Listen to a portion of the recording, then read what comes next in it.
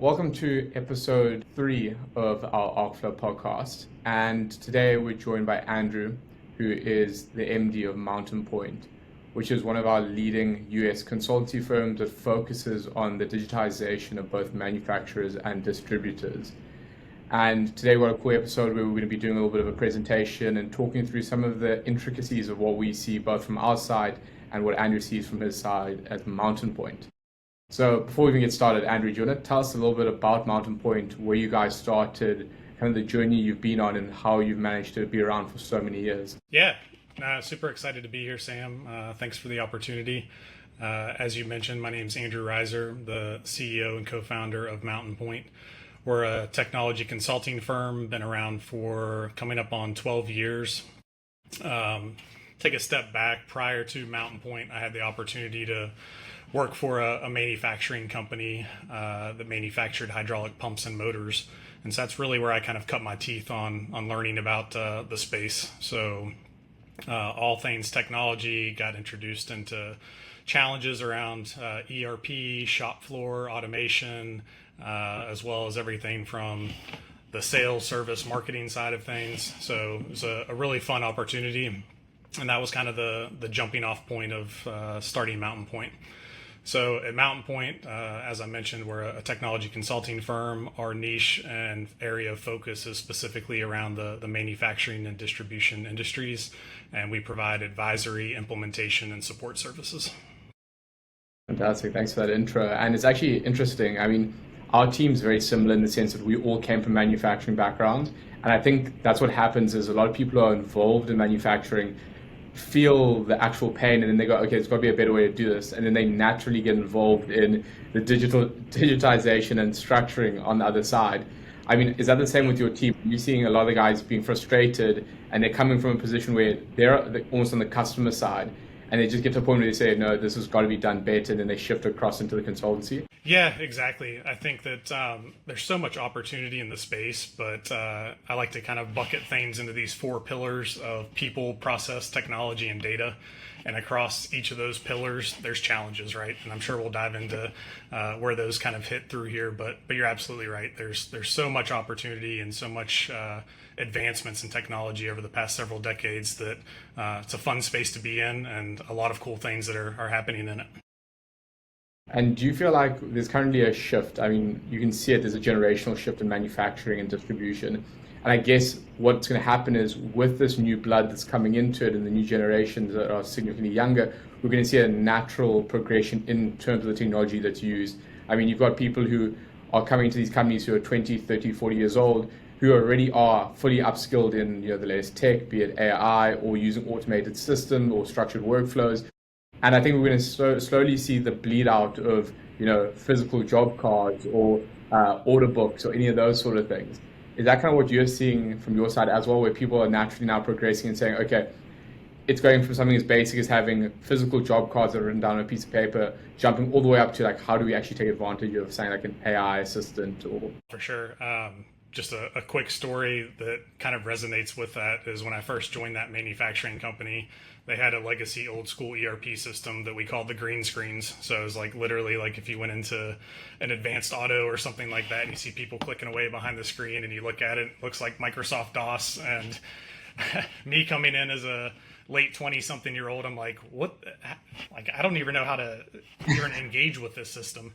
And so I think there's a lot of that. There's a lot of just these newer generations that are now being brought up on iPads and iPhones. Like, they expect these experiences, and when you go into a place that is still holding on to fax, paper, job cards, they're just like, I don't even know how to operate in this space. Like, I'm used to just having everything right here and being able to engage and interact with my phone. Yeah, exactly. I mean, this is something we'll definitely touch on later, but I think that companies that are embracing new gen technology are better positioned to actually attract that young talent and are in a position where they'll be able to get the pick of the litter when it comes to this very small group of people who are young and are entering into manufacturing. But we can definitely get into that during one of the later stages. So I'm just going to go ahead and click through this presentation we've got here, and we can pick up some of the points that we find more interesting and dive deeper into them. But kind of in terms of agenda, things we'll look at is the state of distribution in 2025. We have a discussion around some of the pain points that both of us have seen, what we think it should look like in terms of the future, and a little bit of a Q&A at the end there.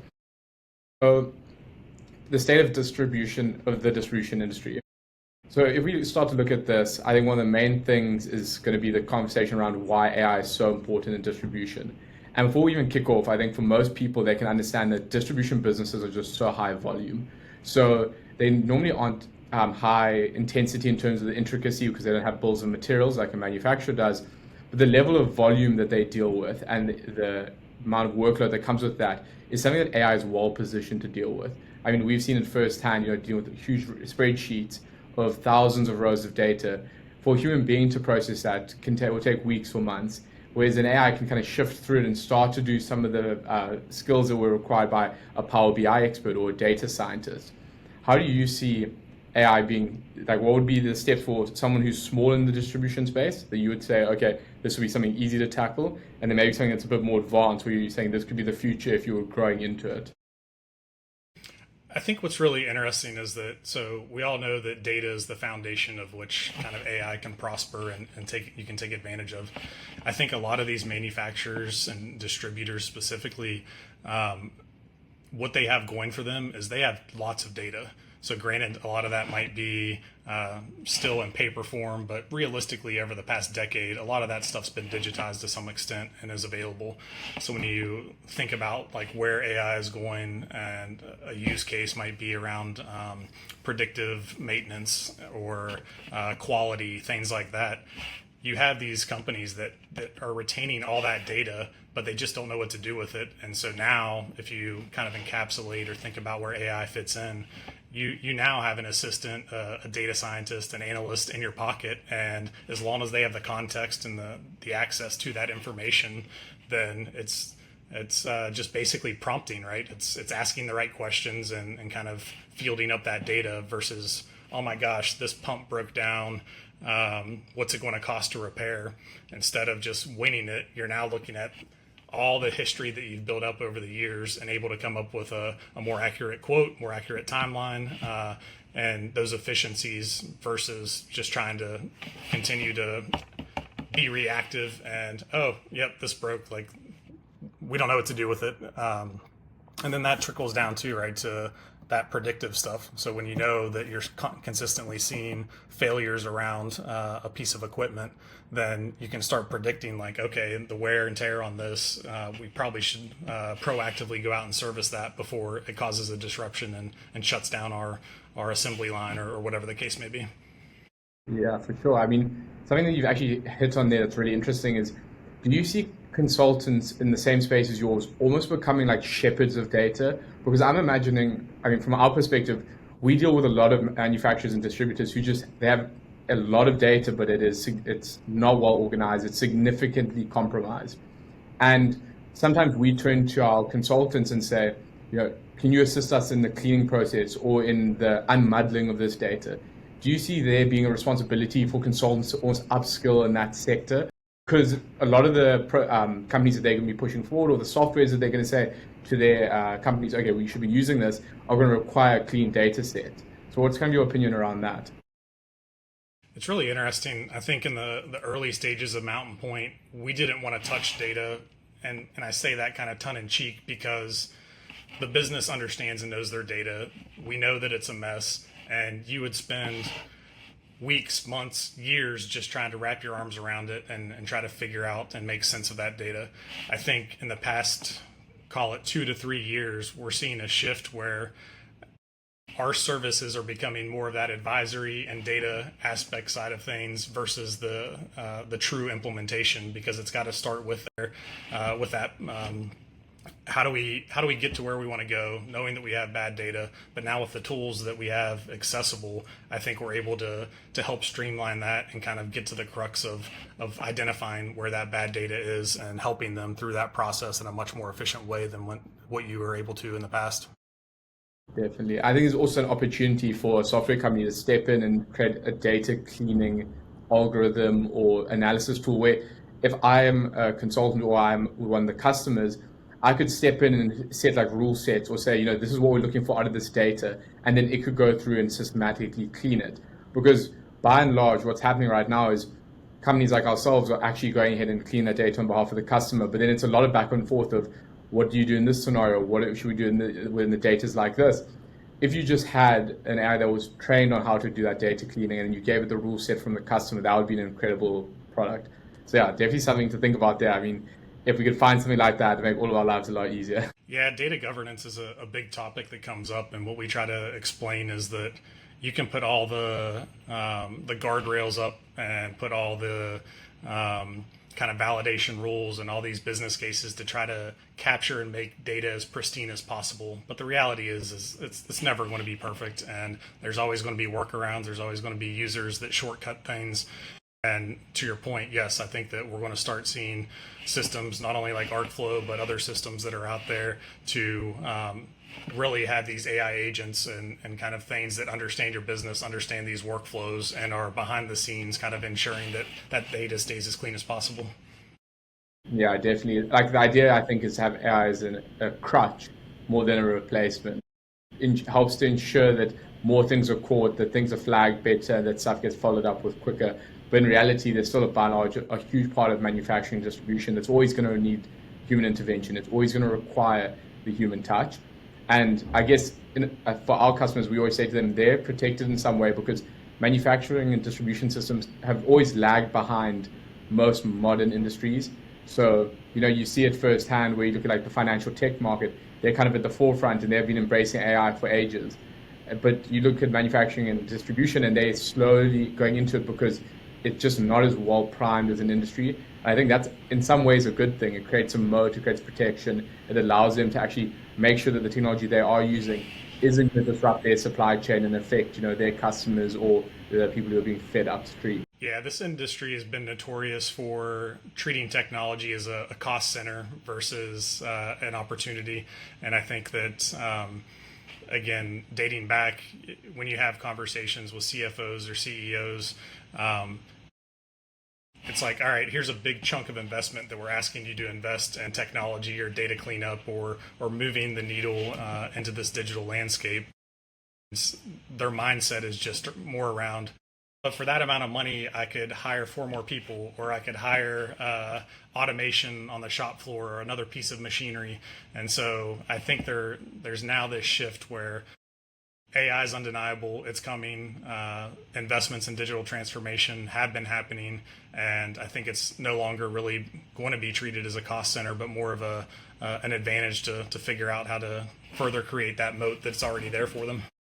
Definitely. I think it's also our responsibility, I guess, then as software providers or software implementers to basically be pitching it as this is how it's going to save your people time and inevitably lead to more cash generation or into cost savings. And I think that's what software has done badly in this industry up until now, is that it's been very difficult to directly attribute the cost saving aspect or the ability to make more money. But that's going to become easier going forward because you're actually able to say, with this tool, you're saving 1 hour per employee in administrative time. And then that becomes a way to kind of remove it as a cost center, which is, I definitely agree, it's a framing mindset. Yeah, and it all boils down to ROI. Like that's all these companies want is, how is this going to increase my revenue or decrease my costs, and how do we think about it in those terms? And then more importantly, once we decide to invest, how do we measure that and truly show that we got a return on this investment in one of those areas? Yeah, exactly. Kind of post-project analysis needs to be done well. So some of the challenges in manufacturing distribution that we always highlight, and I think these are becoming more and more prevalent, are things like labor shortages, operational costs, and supply chain distributions. Just starting with labor shortages, because we chatted about it a little bit earlier. I mean, we've seen it firsthand. The amount of people coming to manufacturing is dwindling. And I think that's because there's a mixture of other exciting industries that have come out of the woodwork over the last 20 years, and the idea that a lot of automation is kind of kicked in and people are saying, what part of manufacturing can I get involved in that is exciting? So that pool has gotten smaller. How do you see your customers, or how are you kind of advising them on how to still attract top talent, or to be attracting people coming out of university? What is your kind of alignment there? I think it depends on the areas that we're talking within manufacturing and distribution.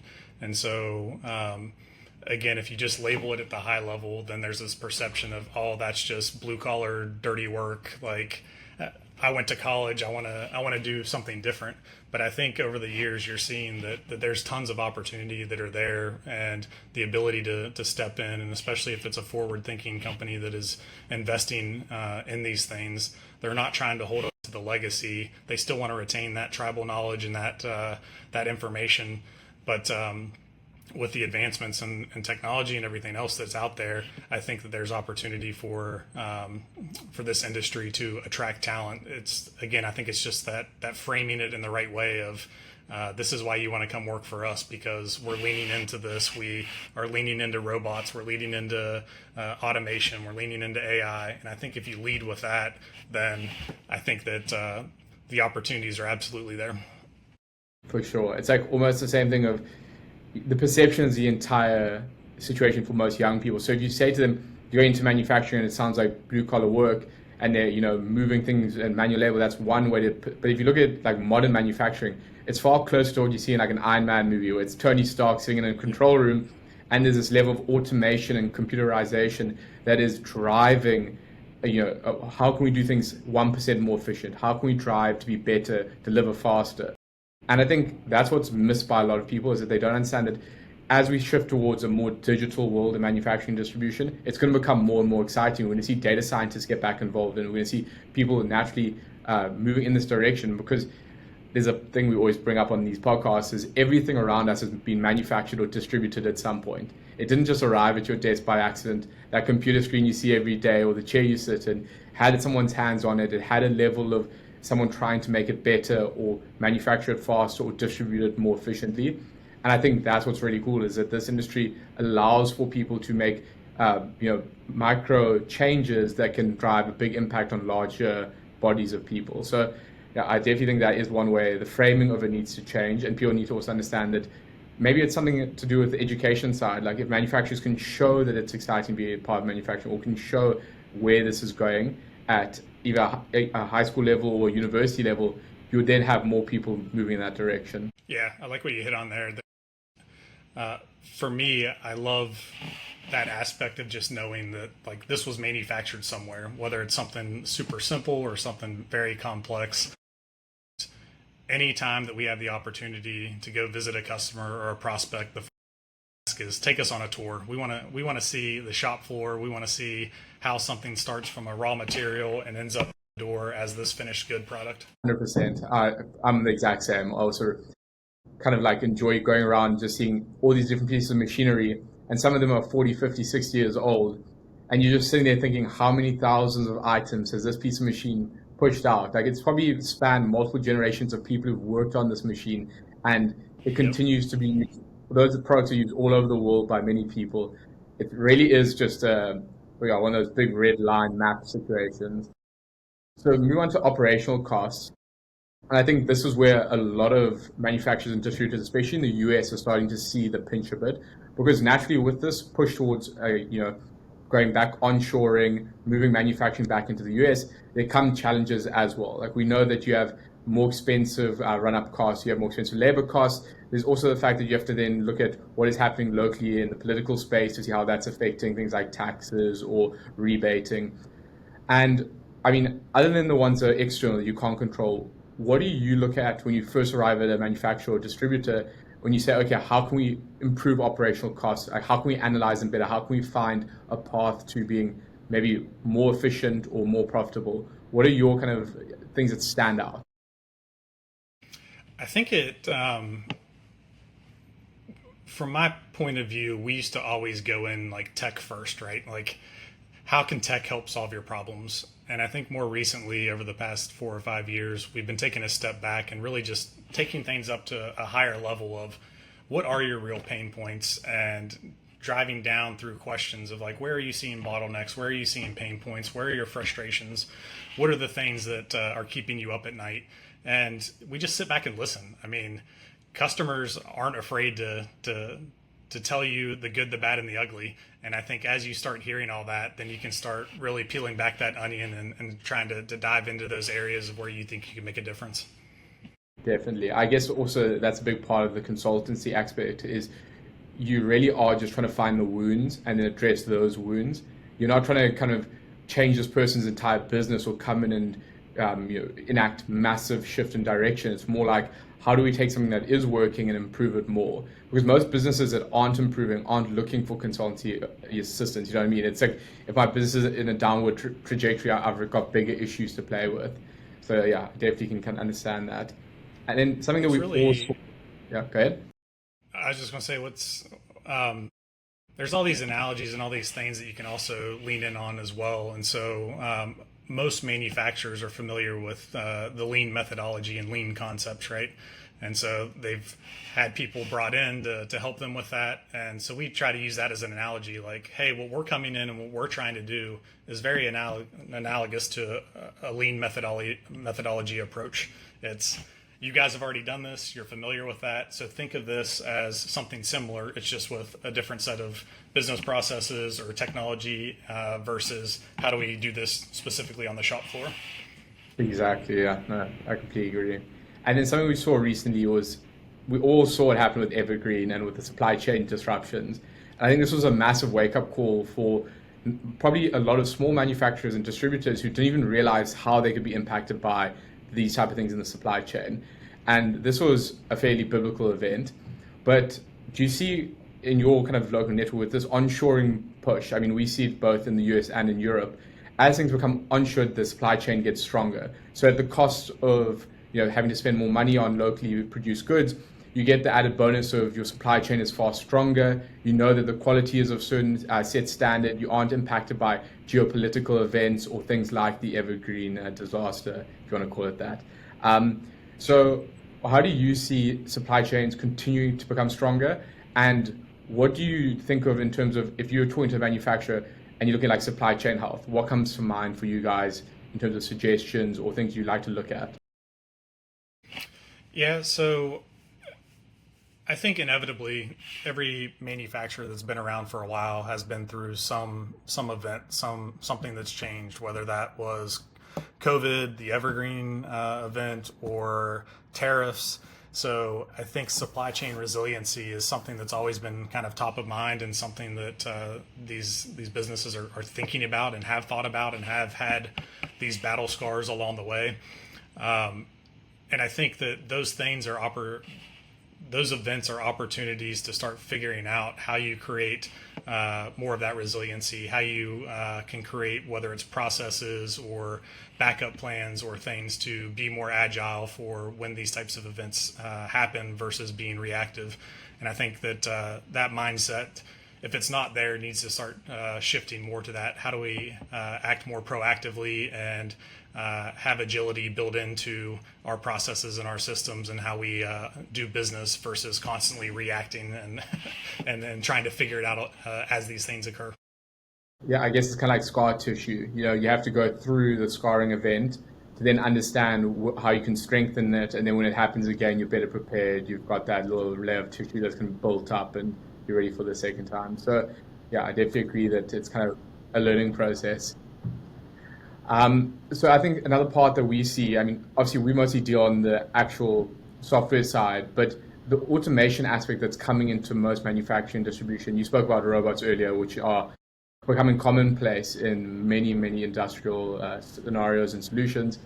But do you guys see that as being part of the kind of strategy with Mount Point? Are you going and partnering with someone who is a solutions expert when it comes to like robotic automation, or do you rather use that as like a suggestion and then you kind of go hands off after that point? Because it is highly specialized work. I mean, even us as software providers, we don't get that involved in the robotic aspect. We can like make suggestions about who to use and how it can interlink with our system, but we are fairly hands off when it comes to the actual suggestion around what to implement and how to Yep. implement it.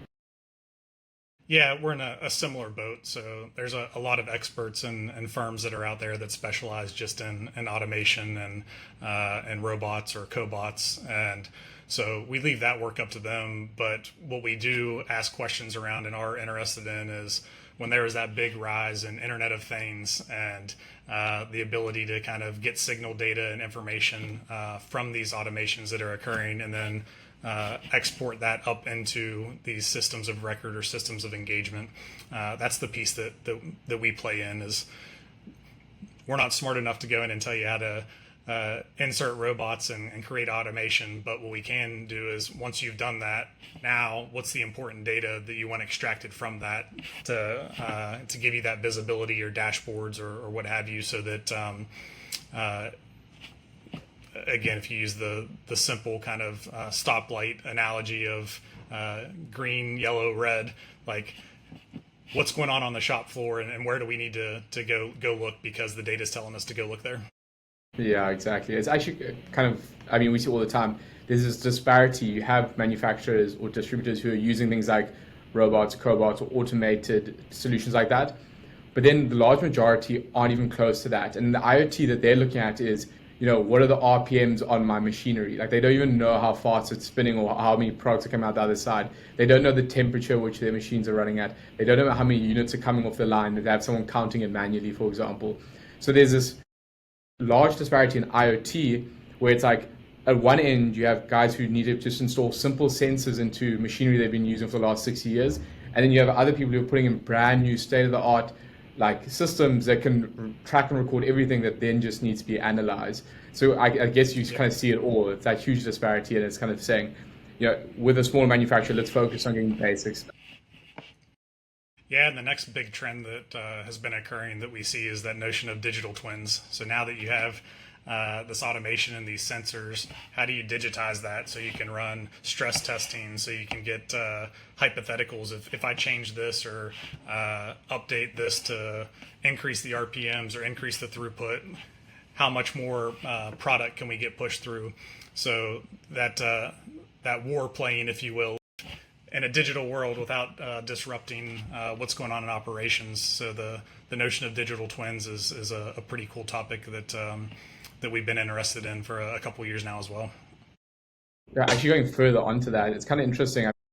Manufacturers, like large ones and large distributors, previously would have had to have huge admin teams because there's so much administration that came with running these there's large distribution and manufacturing companies had so much administration where it came to running their processes. Is now a lot of that administration we talked about is becoming automated either through software or through things like AI. Now there's a shift where all that workforce, the same amount of people being hired, but they're rather being hired in roles where they're doing things like digital twins. So people are spending their days running through scenario analysis, doing actual simulations on these digital twins, instead of having the same amount of people processing your procurement or your RFQs or manually sending out procurement orders. So there is a really interesting shift, and it plays into the narrative we talked about of manufacturing and distribution is becoming more like the Iron Man scenario, where they're using future and next-gen technology to do really interesting stuff, and it's becoming less like people putting stuff into filing cabinets or sending an email or calling a supplier. Absolutely. And then if you keep pulling on that thread, it also translates over into the asset management and additional services that these companies can now start looking into. So almost like product as a service, where you have something that's deployed into a field that is owned by the customer and you're responsible for servicing that. So yeah, the whole asset management of once something is actually sold out in the field, and then capturing that data and proactively going out to service it or ensuring uptime, that kind of thing is also something that these manufacturers are looking for. Yeah, I mean, this is also kind of like the entire sector is doing kind of what cars have done over the last 15 years. They went from mechanical beings to being over-the-air digital software vehicles, and that's what's happening in manufacturing. It's becoming a solution where you're not getting someone who's coming in. You're going to have a third-party service provider do a service check on your machine for you and say to you, okay, this, and this isn't working as it should. Or they're going to be running simulations at a third-party site and then sending that data over and being like, oh, we can improve you by 2% by doing this. So it's a really interesting space in the sense that it's going from highly physical to being far more remote and digital, and kind of eking out that last little bit of efficiency.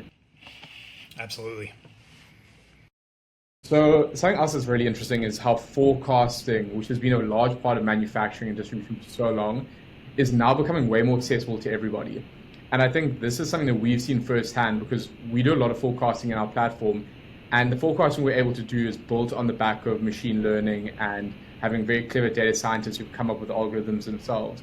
So SMEs are suddenly getting access to forecasting methods that previously they just didn't have the facilities to get hold of. So things like hiring a data scientist or having a Power BI person who can do some of this work was either expensive or something that they just weren't at the point where they could think about it. Do you see this being like maybe the next 5 years, SMEs are suddenly going to have this huge catch up where they can run their own forecasting using things like AI. They can do their own analysis because they've got the data set. Is this kind of democratizing that entire space? Yeah, absolutely. I mean, if you think of just like a common distributor scenario, so they have their customer, maybe it's a big box retailer that's sending them a forecast of, hey, for the next quarter, here's the demand that we have. And then you just trickle that down and all the different touch points that are there. The data ends up just being a mess. It's just a best guess at that point in time. And there's no really circling back or figuring out, like, was that actually accurate? Or should we have tweaked this or that? And to your point, when you have tools and things like machine learning and AI, all that is just going to become so much easier because it's going to be looking at all those data points, not just that one spreadsheet, but it's going to be looking at all the history, all the upcoming future things, whether things were seasonal or not, and wrapping all that around to then present back to you like, hey, based off of all this, all these data points and everything that we're aware of with your business, here's our best recommendation of how you should refine and tweak that. Yeah, you've actually touched something interesting that we've both seen recently is that scenario where a big box retailer is almost passing down a forecast to a customer. And previously, the distributor or manufacturer would use that as like gospel. They would say, okay, this is the forecast, I'm going to work off it. But now that they have their own data sets, they're also doing their own forecasting and saying, while this is right for the big box retailer, I have to make these other considerations and my forecast might be slightly different. And that's already allowing levels of efficiency that previously were unavailable because they were just preparing on the back of what the big box was telling them. Now they can say, let me add in these variables, or let me consider these smaller customers that play a part in my entire customer book, and then changing their forecast accordingly. So I think it is becoming, as you mentioned, far more accessible and it's going to be far more accurate. And just from an operations and manufacturing standpoint too, it helps get you more closer to just-in-time manufacturing versus make to stock. A lot of these distributors are taking that forecast as gospel, putting some percentage on top of that just as a buffer, and you then get into a scenario where, okay, that gets manufactured and shipped, but you might be sitting on way excess of inventory because it didn't match the true outcomes of what that forecast was. And then you have this cost that's sitting there of something that may not even be able to get moved because you wanted that as your buffer just in case they asked for more. Exactly. And I guess that's also where the supply chain resilience comes in. As your supply chain strengthens and the lead times get shorter, you have the ability to actually start being a bit more clever with the way you kind of staggering in your stock, for example. Whereas previously, when you had exposure to these long, overseas manufacturers or suppliers, something could take 2 months to get to you, and your exposure, what can happen in 2 months we've seen is just incredible. The world can flip upside down. And with the moving onshoring, it's just becoming far more resilient to those scenarios. Yeah, I know we'll talk a little bit more about this in some upcoming slides, but yes, and then there's just so much complexity around that whole supply chain. And so if we keep pulling on that example, so all right, they get a forecast, they send it off to get manufactured, but then all those challenges of once it gets manufactured, once it gets put on a boat, gets sent over, hits a port, then goes to multiple 3PLs or distribution centers, and just that tracking and understanding where all that information and your product is. If you're blind to that, then you're just kind of, okay, yeah, maybe once every week or every 2 weeks we get an update on that, but that doesn't really help you as a business to answer questions or to make adjustments when they're needed. Definitely. There is a section where we'll kind of touch on the stockouts and the stock issues. And I think we should definitely go deeper into what a lot of people see with the 3PLs, because that is just such a prevalent topic in distribution, but we'll definitely get there. So we talk about bottlenecks still crippling output. And I think that maybe one of the small points I'd like to raise here is we see it a lot in the companies we work with, that very small bottlenecks often actually have the largest domino effect on like the end of either production or the distribution cycle itself. You see something similar where it can be something very, very small, like we see in fulfillment, for example, where a fulfillment team either be operating incorrectly or using a system that isn't great, completely destroys all the great work that's been done up until that point. It's really at the final hurdle that they fall down. And with just a little bit of assistance, it kind of turns around. Have you guys seen similar situations where it sometimes is the smallest thorn that takes down the biggest bark? Yeah, it's always the case. I always have flashbacks anytime we talk about bottlenecks. Did you ever read the book The Goal? No. It's an old book, but the whole premise of it is about uncovering bottlenecks in manufacturing. And so each team member that's come onto Mountain Point that maybe didn't have a manufacturing background, that's my first recommendation is read this book. It's written in a novel style, but it touches specifically on like here's what bottlenecks mean, and here's how you can think about those as it relates to manufacturing. Yeah, I like that analogy that's used. There was a Japanese car experiment, and they wanted to understand how large highways often suffer the worst traffic jams. So they did an experiment where they drove cars around a circular ring, and they got one of the cars to put their foot on the brake very temporarily, and they looked at the cascading effect that that had. And it's actually incredible. They've got these simulated videos, and you see that someone slowing down for a rabbit in the road can lead to a traffic jam that's many kilometers or miles long. And I think that's the same thing in manufacturing. People don't realize that simply someone stopping and putting their foot on the brake a little bit leads to the person putting their brake a little bit longer, and it goes longer and longer, and it creates a debt that has to be paid off at some point. Absolutely, yeah. It definitely creates the ripple effect. And back to kind of what you have on this slide, I think that these AI driven analytics and the ability to really look at that data and pinpoint what is really going on here versus making assumptions and being incorrect with those assumptions of where your true bottlenecks are. Yeah, heat mapping and being able to see the volume across your entire chain is highly important. So there's another section here that is maybe a bit of a touchy subject, and we have an awkward conversation with most of our customers, is that a lot of businesses, because they've been run over many generations, obviously value the insight that comes from the team itself, and understandably so they should. But what happens is because people have always done things the same way, they assume that they're the most right and can sometimes put on blinders to other opportunities or other ways to do things. How often do you guys see similar situations to this where the manufacturer or distributor has just such a natural trust in the way things have been done that they don't even bother looking at improving or alternative methods? All day, every day. This is the way we've always done it, and we're just fine. Yeah, that's the classic line is, why do you do this? And they say, that's how we've always done it. And it's hard to kind of unpack it from there. But I guess that what happens is, at least because we're having a generational shift now, there are other people coming into these businesses from the inside and asking why are we doing it this way. And I guess that makes it's a lot far easier conversation than for you or I to step in and say, why is it done this way? Like, can you explain it? If someone on the inside saying that, it then becomes a talking point and they say, okay, like, let's actually look at this a little bit further. Yep. Yeah, and in our world, we call those the change agents internally. So an external resource or a new hire comes in to take over some aspect of the business, and that's the first thing they do, right? Is they go in and look at what's going on, and they ask those questions. Why are we doing it this way? Why is this structured this way? And I think it's a healthy drill to do, and it's unfortunate that sometimes it takes a change agent or new blood or somebody else to come in to ask those questions. But you're right, it's tough as an outsider or a consulting firm to come in and poke holes or ask questions that might be taken the wrong way of why they do things a certain way. I guess if you guys gain the call, same with us, there's already been a change agent who's enacted this because of the fact that they've asked that question anyway. So by the time we arrive, at least there has been some form of questions around, why is it done this way or how can it be done better? But I definitely agree. I mean, some of the times we pitch up and you ask questions and you realize some things haven't changed for 10 odd years.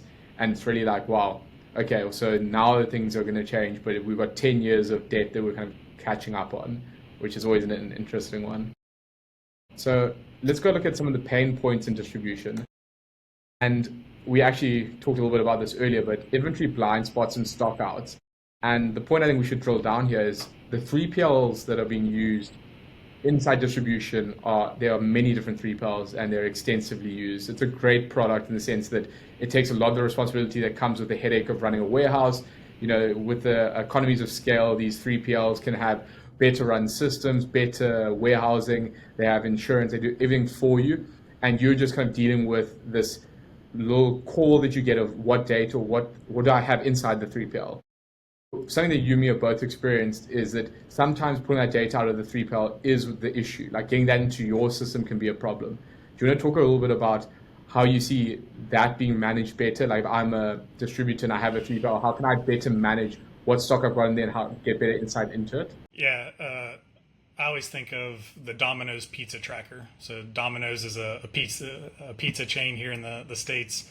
And when they came out with the mobile app of placing your order and then having real-time status updates of what's going on with that order. So we've received your order. Johnny out in the back is preparing your dough. Oh, it just hit into the oven and now it's out for delivery. So I think everybody wants that. They want real-time insights into every step of the way. The challenge though becomes the siloed and disconnected systems. So unless these systems are talking with one another, or unless the 3PL is giving you a dashboard or something tailored specifically for you to where you can get reports and insights, then you're blind, right? So it's there's always that lone pole in the tent, and I think the nerve that everybody is after is they just want that digital tracker that gives them at every step of the way, we've received your product's been stocked, your product's now been fulfilled and out the door. And until you have that, then you have blind spots. Yeah, I mean, Domino's Pizza Tracker walked so Uber could run in the way they did things. But I completely agree. I think also if I was a distributor, I mean, what I would be really pushing hard for is if we're using a 3PL network and they're not all the same 3PL, or we have just one 3PL, I'm doing my utmost best to make sure that I can pull out the data that they have in their system, at least into mine. Or I've got some sort of setup that I've got insights into exactly what that live data is. Because really, what is your advantage as a distributor is using a 3PL is someone else is managing your stock, but it shouldn't be at the cost of knowing what stock you have and how it's moving. So whenever we meet with distribution companies and they say they're using a 3PL, we say the first thing we're going to do is sit down with your 3PL and understand what tech stack they're using, because we want to integrate with that. We can't provide you the value that you need without you knowing exactly what's in your 3PL, where it's going, when they're fulfilled. And then that also leads to the fact that you then have to communicate that with your customer. The 3PL is not going to do it on your behalf.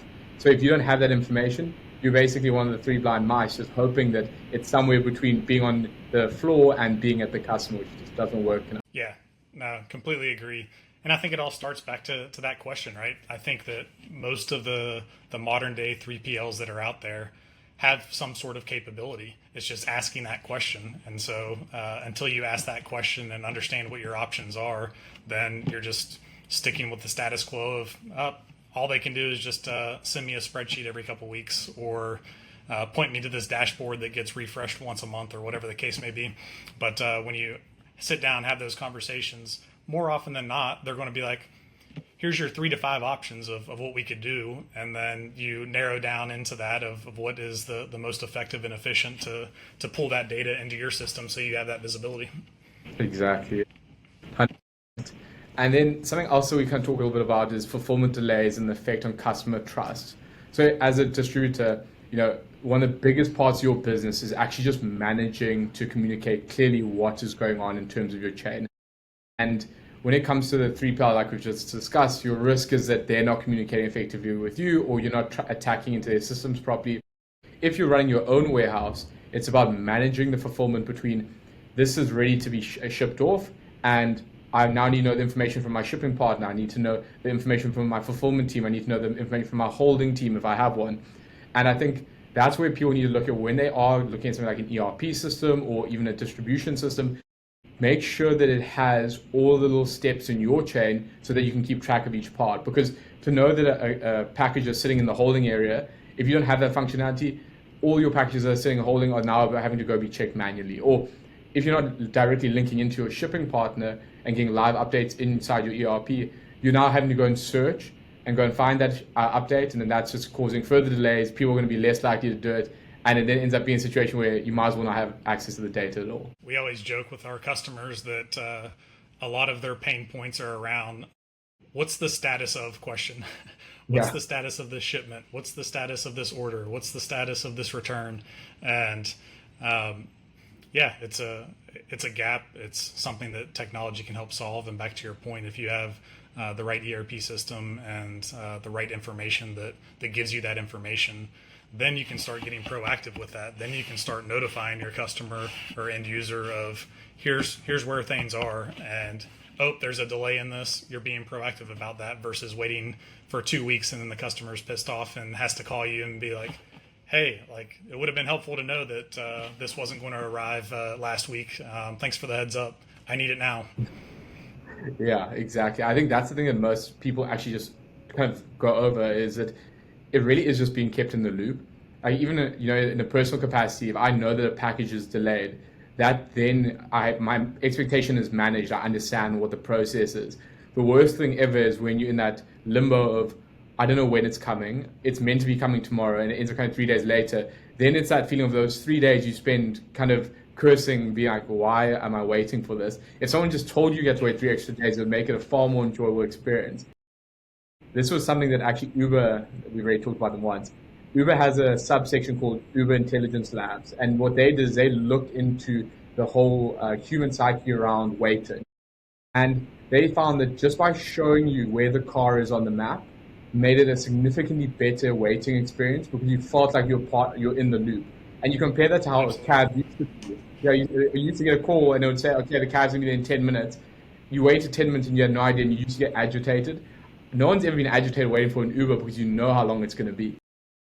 Yep. It's all about the communication, expectation setting, and data for sure.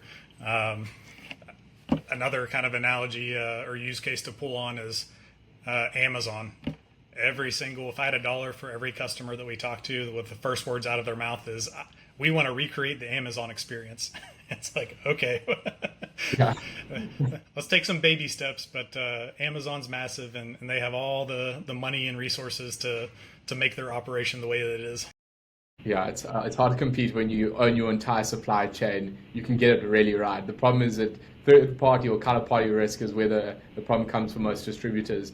No matter how well you run your operation, you're always exposed to how well your suppliers or your supply chain runs.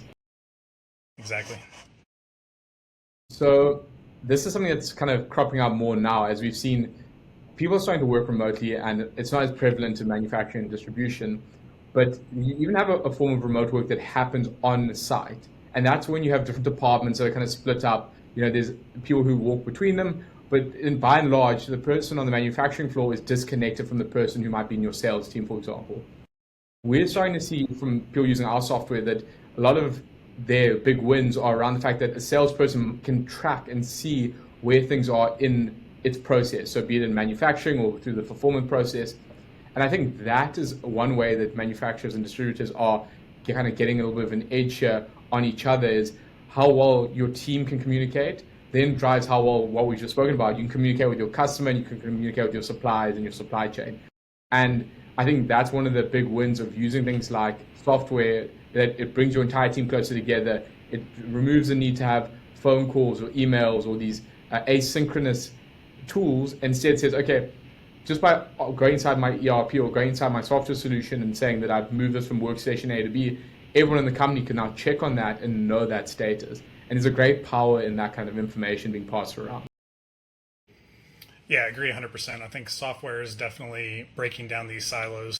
And if you look back I'm sure you visit hundreds of manufacturers and distributors, and just the way that they structure their buildings and their silos internally is just telling. It's like finance and accounting sits in this building, operations and manufacturing's over here, sales and marketing's over here.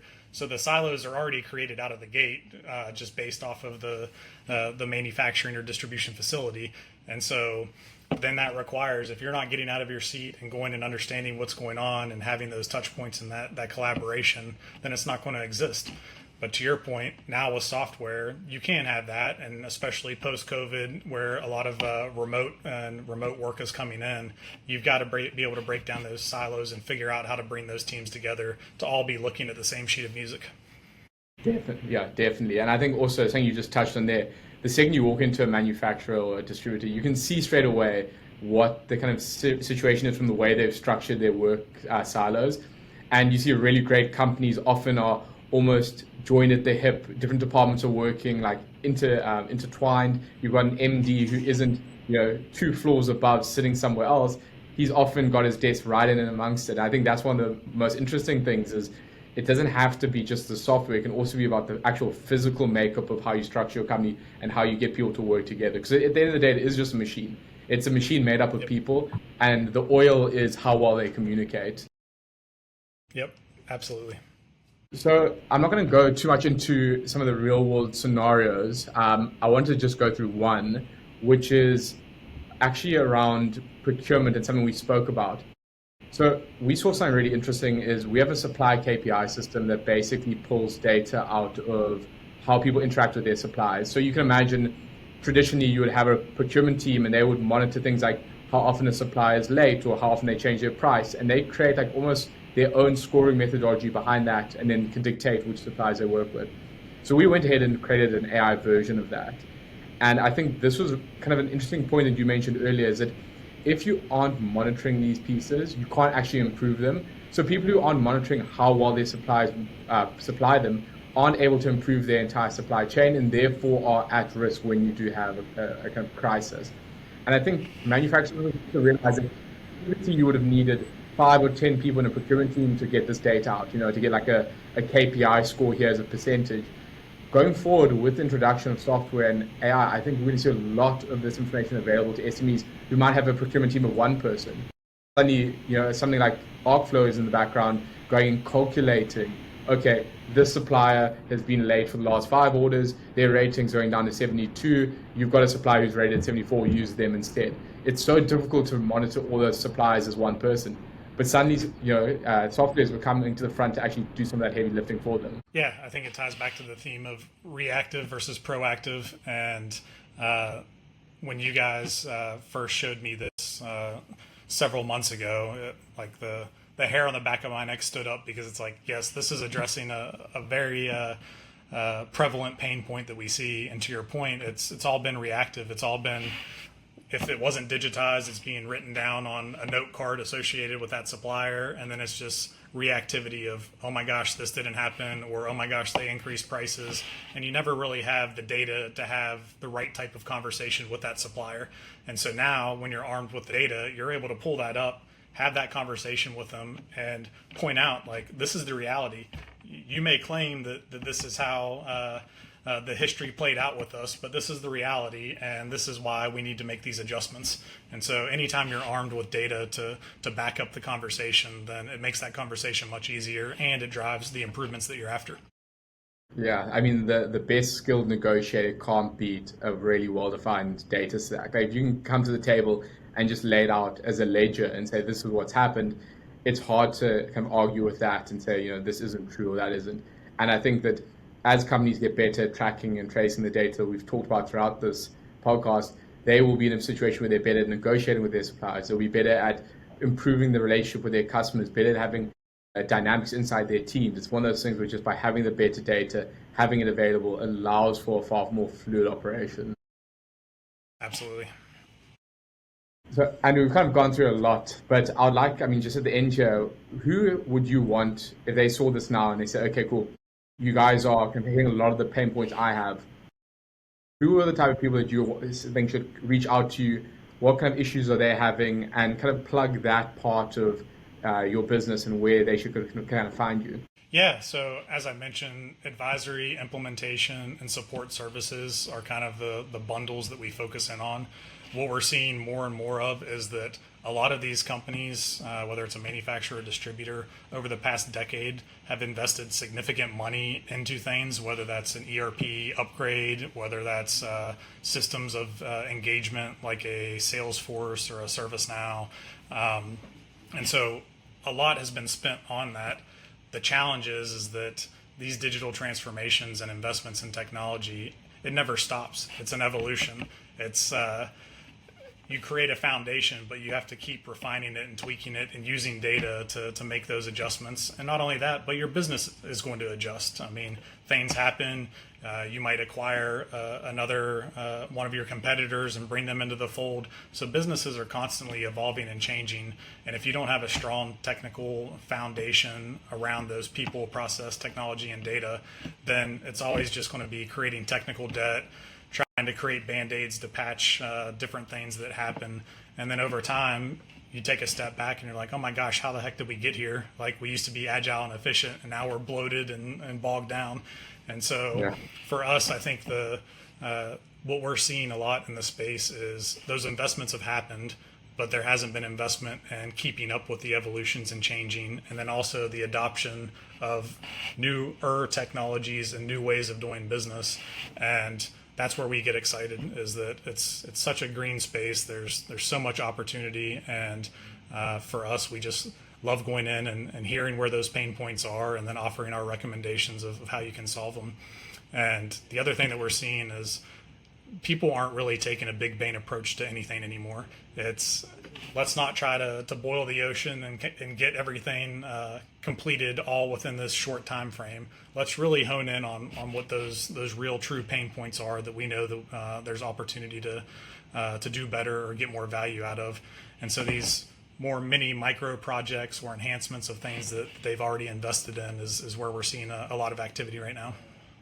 I mean, I'm kind of imagining with you guys, it's one of those situations that we push hard for, is that you're almost like a fractional CTO in some way. Like, people see it as, it's not like how it was 20 years ago, where you either were big enough to have a head of IT and an IT team.